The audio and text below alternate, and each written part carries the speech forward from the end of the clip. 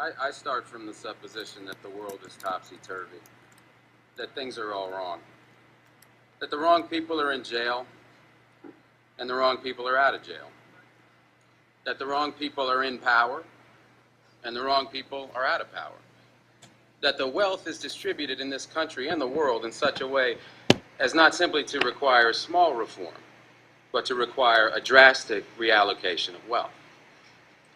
I start from the supposition that we don't have to say too much about this, because all we have to do is think about the state of the world today and realize that things are all upside down.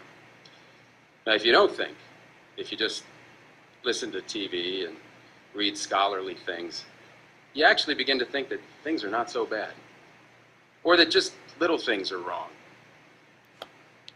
But you have to get a little detached and then come back and look at the world, and you are horrified. So we have to start from that supposition that things are really topsy-turvy. And our topic is topsy-turvy, civil disobedience. Now, as soon as you say the topic is civil disobedience, you're saying our problem is civil disobedience. That is not our problem. Our problem is civil obedience.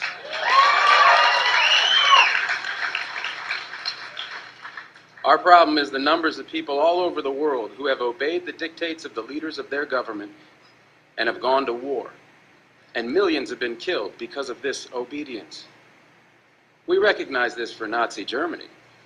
We know that the problem there was obedience, that the people obeyed Hitler. People obeyed. That was wrong. They should have challenged, and they should have resisted. And if we were only there, we would have showed them. Even in Stalin's Russia, we can understand that. People are obedient. All these herd-like people. Remember those bad old days when people were exploited by feudalism? Everything was terrible in the Middle Ages. But now we have Western civilization, the rule of law. The rule of law has regularized and maximized the injustice that existed before the rule of law. That is what the rule of law has done. When in all the nations of the world, the rule of law is the darling of the leaders and the plague of the people, we ought to begin to recognize this. We have to transcend these national boundaries in our thinking. Nixon and Brezhnev have much more in common with one another than we have with Nixon. J. Edgar Hoover has far more in common with the head of the Soviet secret police than he has with us. It's the international dedication to law and order that binds the leaders of all countries in a comradely bond. That's why we're always so surprised when they get together. They smile, they shake hands, they smoke cigars. They really like one another, no matter what they say.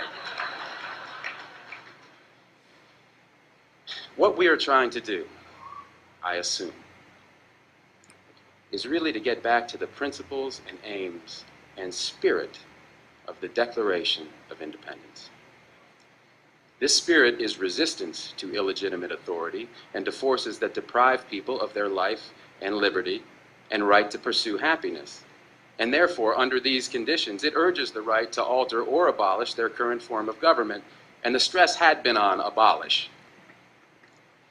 But to establish the principles of the Declaration of Independence, we're going to need to go outside the law, to stop obeying the laws that demand killing or that allocate wealth the way it's been done, or that put people in jail for petty technical offenses and keep other people out of jail for enormous crimes.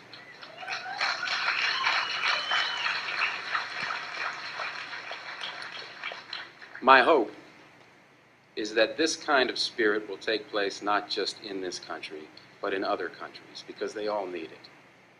People in all countries need the spirit of disobedience to the state, which is not a metaphysical thing, but a thing of force and wealth. And we need a kind of declaration of interdependence among people in all countries of the world who are striving for the same thing.